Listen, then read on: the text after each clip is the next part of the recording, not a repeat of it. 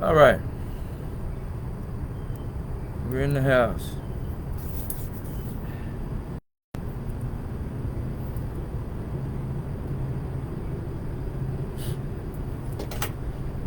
So we got every camera up and working. We got every camera up and working, y'all. Finally. I'm not gonna lie to you, man. This morning I didn't really feel like coming on board. It was one of those sluggish days. My sinuses were bothering me all night, and there's just so much on my mind, man. So many things going on. You know, I have people in my life. I truly have people in my life, man, that feel like, I've let them down with this business. Hold on just a second.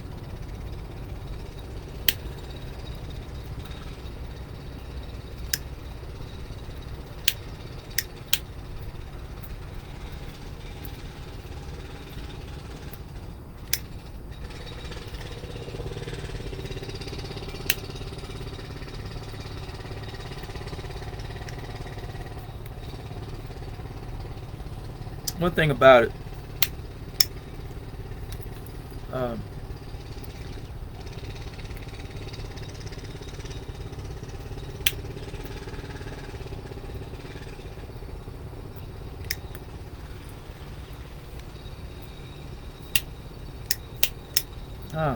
my lighter acting up.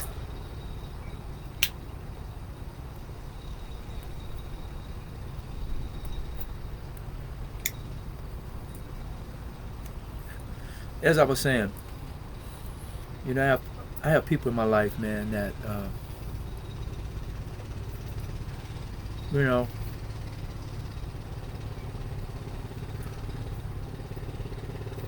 they believe in what I'm doing. They believe in Sonetquity. You know, they're happy that I came home and I found my lane, if you will, something that I wanted to build for the people. And I wasn't talking about getting out there doing anything crazy, right? And you know, they believed in me. And this thing, if you will, it didn't take off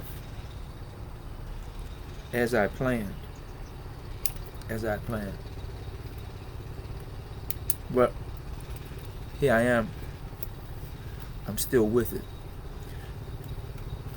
I'm not gonna try. It's like being in trial, and you're supposed to give a statement, but you start testifying. Well, I'm not gonna do that. I don't want to do that. But all of those that stuck by me, you know,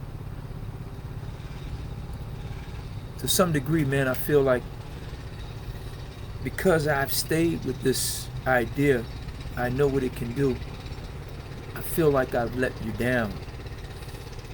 And I know that there are many friends and relatives out there, man, that are disappointed with me because, uh, I'm so certain, I'm so determined for what it is that I'm doing, and I'm relented, and they may not believe in it as strongly as I do. And there are those that put their monies behind it, and they stood up for me. I truly feel like I hurt them and I let them down. But it's hard for me. It's hard for me to fold up my tent because I know where the treasure's buried. I know where it is.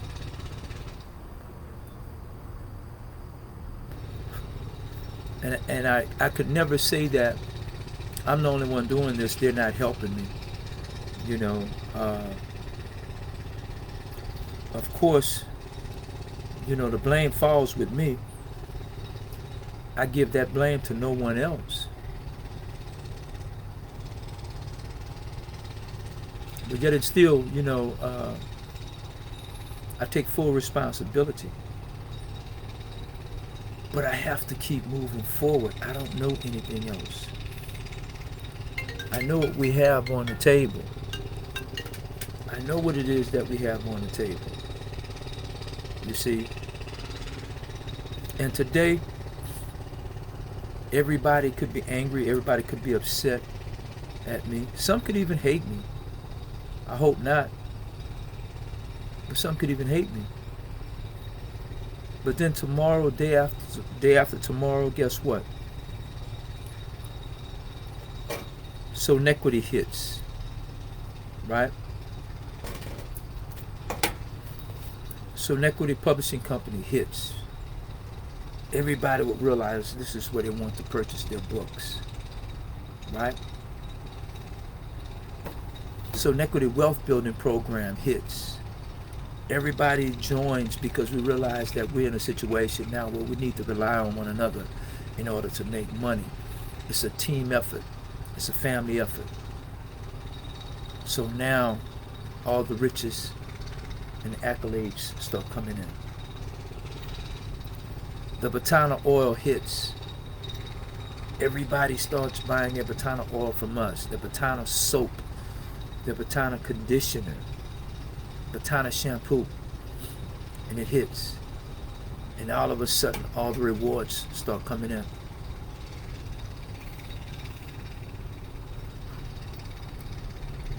You know, I want that to happen.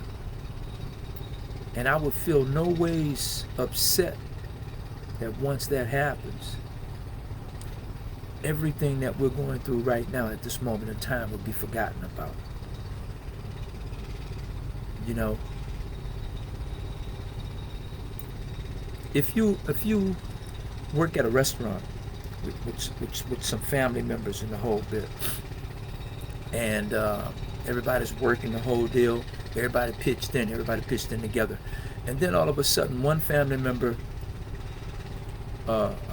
drops a bunch of dishes or glasses and they break.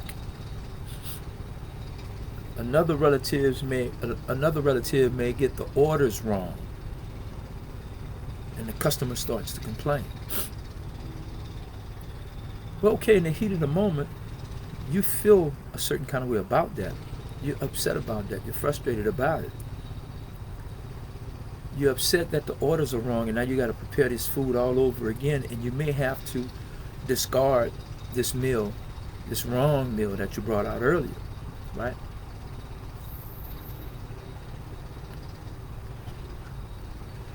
Well, you don't throw the baby out with the bathwater because of that. And after that day's work is over and you guys survived it, you know, you may have had some complaints here or there, but overall you survived it and you're still in business.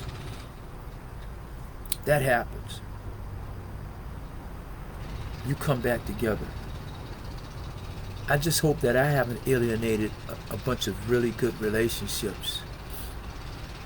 Maybe because of my stubbornness. Or maybe because of my stick-to-itness.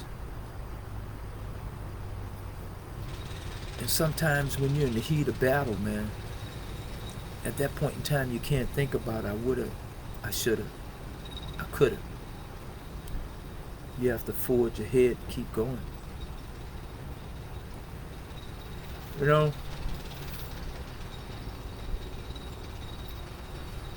like I've told my audience before, and I had a lady friend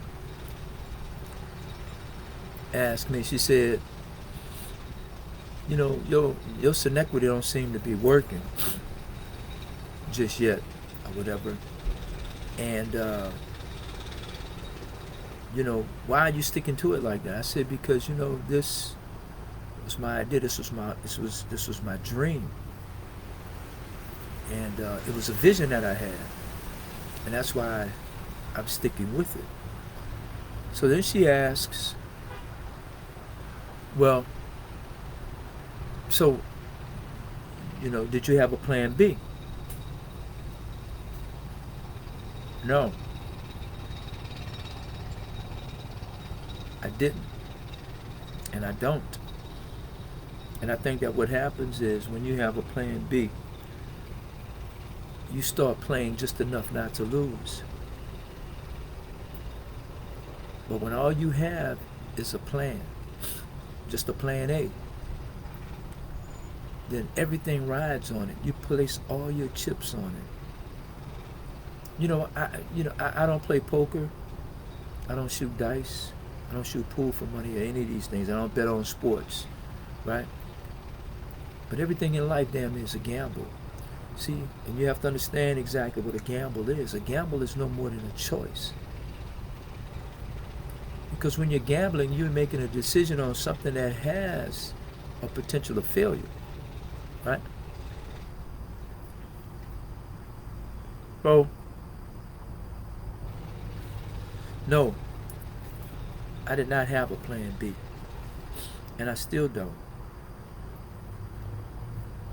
But what I want more than anything else, man, I want to be able to take care of my loved ones. And right now, that's the driving force, because I've had some people that really stick their necks out for me. And Lord knows, I want to make them whole again.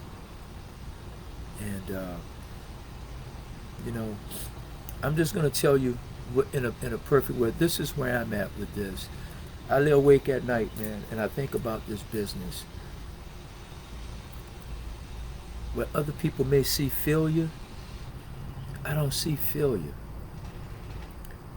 I just see a struggle with time, and it's my opinion that everybody else just hasn't caught up to it yet, and eventually they will. In the world today, with us as a people, we need something that we all can come together on, that we all can focus on, something that we all need. Nothing that's too strenuous, nothing that's too overbearing for us to come together to achieve and to survive as a people, right? We need something that is it's not heavy lifting. We need something that's inexpensive to get into and not so taxing.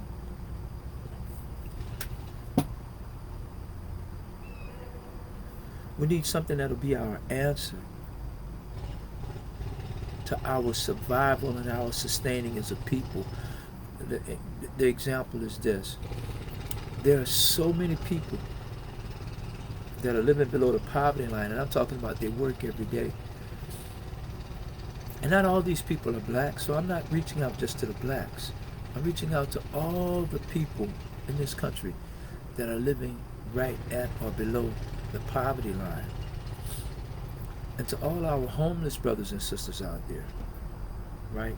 I guarantee you, everybody out there that's struggling with a job, or those who don't even have a job, you know at least 5 other people that are struggling and suffering too. We need something that can bring all these people together. Or we can sit down and we can talk to them, and it would be just as simple as how to go out and fill out a Social Security, how to fill out the forms or apply for your Social Security. So simple as going to renew your driver's license. So simple as applying for health care. We want it to be that simple, right?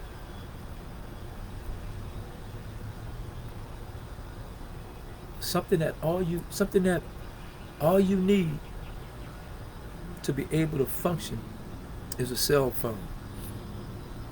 You don't necessarily need no address in order for you to earn your residual.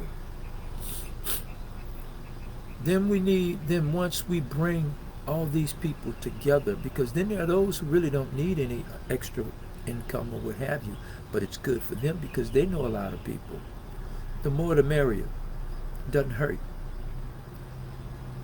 So now once we start making those movements, now all these people that were once homeless, if nothing else, they have enough to be able to afford an apartment or afford rent.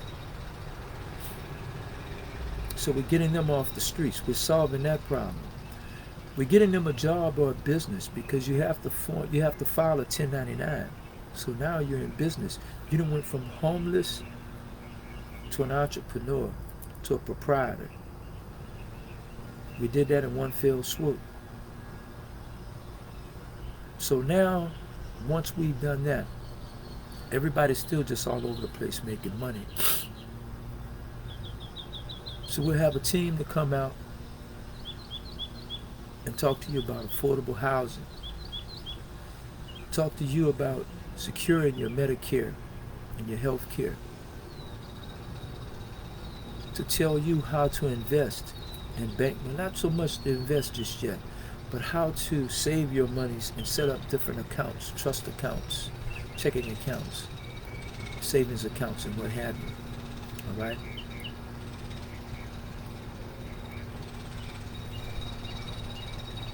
Once you're taught how to do that, and now you're still dissatisfied, you want to know, how can I help my people? You've already started by helping yourself. Now what you do with your same group that you're involved,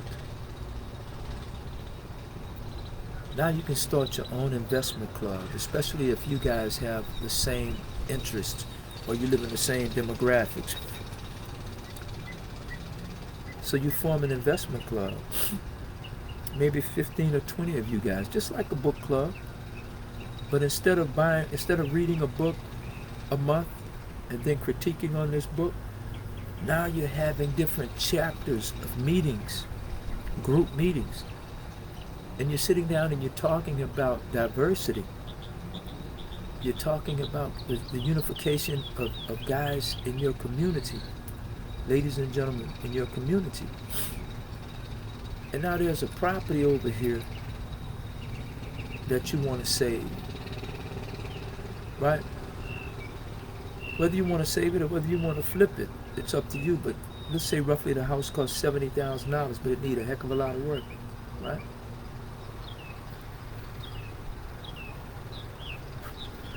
$14 of you come together, right? 14 of you come together and you put up what? Say 5,000 or 1,000 a piece. You put up 1,000 a piece. Well, not 1,000 because that's just 14. You put up $2,000 a piece, roughly. Somewhere. Anyway, you do the math. But all of you get together putting up $3,000, $4,000 a piece, and then you buy or you purchase this home. Definitely more than that, yeah. You put up about $5,000 a piece. And you buy this home. You refurbish this home. And now you can sell this home, and now you guys can make a profit. Or if nothing else, you continue to own this home, and this home stays in your community. And then you brighten up your community this way. Right? Then once you've gotten your finances in order, you've taken care of your will, your trust, your kids' college tuition and what have you, now you start putting up other businesses in the community, other things that you like, or you start helping to finance these businesses, right? Now that you've done that, now you start living your life. You've purchased your dream home. You have your dream automobile. You're able to travel to exotic places because this is what you want to do. You don't want this to be the first thing that you do. You want all of your work done, or you're doing both simultaneously.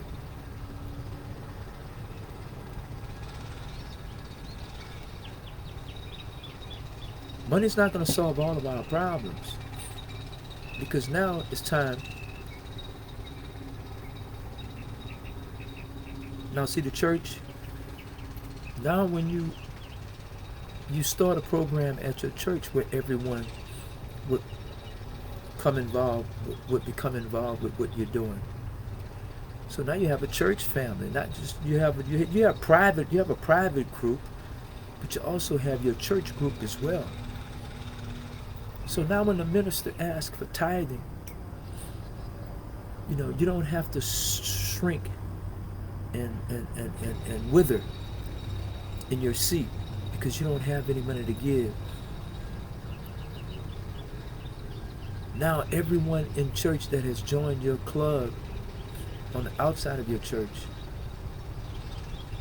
they're wanting badly to be a part of it. So now the church has no problems with monies per week for the pastor's offering, for everything that they need, for the budget, the whole nine. So now you're providing more monies in order for the church to reach more people and do better things, right? So now we're propped up the homeless, we're supporting the community, we're supporting the churches. So now it's time to protect our community. We have money. Money gives you a voice. I tell you, like right now, there are a lot of people listening to me on here because I'm not that money guy. But if I was that money guy, see, you can have the greatest idea about money. But if you're not making it and you're not having it, they don't want to hear what you have to say. But what they don't realize is that we all need each other in order for us to have it, in order for us to make it. If everyone buys into my dictum, we all will be in great shape, myself included. And I'm here with you. I have not made it big. I have not knocked it out the park, swinging for the fences. I'm waiting on you guys. I'm going to be in the trenches right along with you, doing it at the same time. So I will receive my wealth at the very same time you receive yours. So at this point, what I'm asking, help me help you. Help me. So now, we go to the election, we go to the voting polls.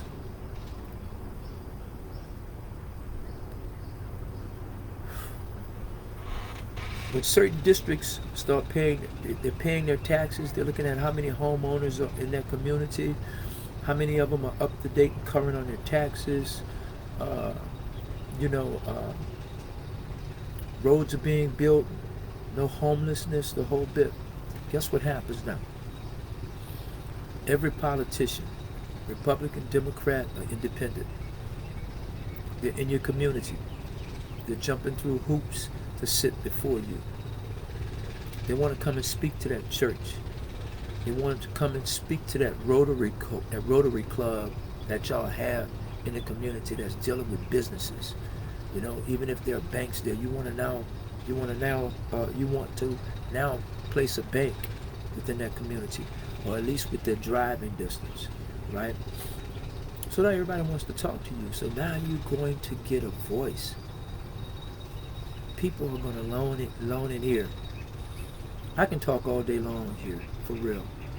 Sometimes I do, and no one shows up. But I'm going to keep the message out there because all the right message needs to do is reach the right ears.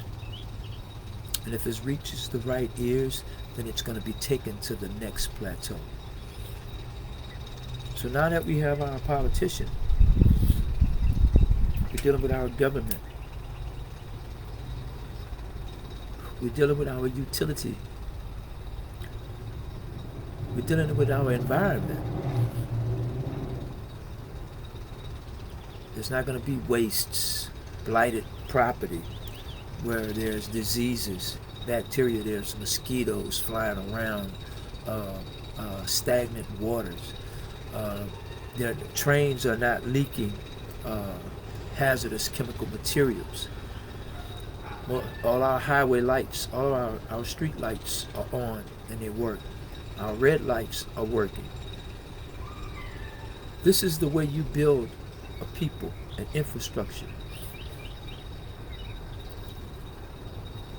And ultimately, everybody won't have to complain about, man, we need to get together, because we would have been together and we would have accomplished what it entails to sustain us and prop us up as a people. And this is the way you save a culture. So, and it's just not done in one place. It's just not done in New Orleans, Louisiana. It wouldn't just be done in Houston, Texas. It'll be done in all underserved communities throughout the United States. There's value in that, of course. This is like a buried treasure. And we can make that happen, but it has to start rotating. There's a cycle here. And ladies and gentlemen, I'm telling you, Sonetquity is the answer. Sonetquity is definitely our solution. But I need people Hello, that Moto.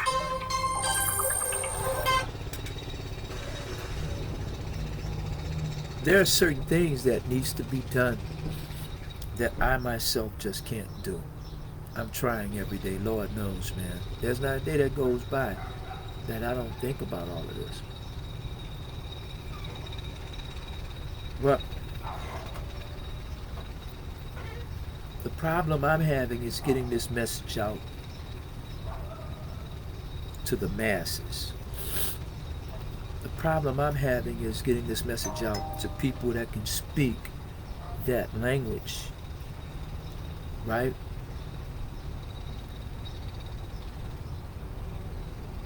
People that are more convincing, more believable.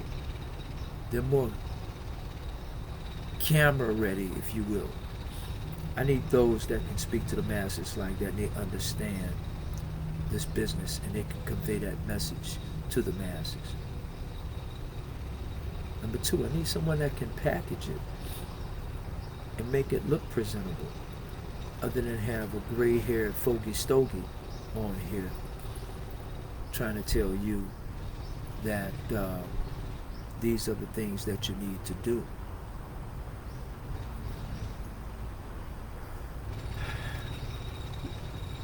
I thought everybody that was in need would just come flocking to this.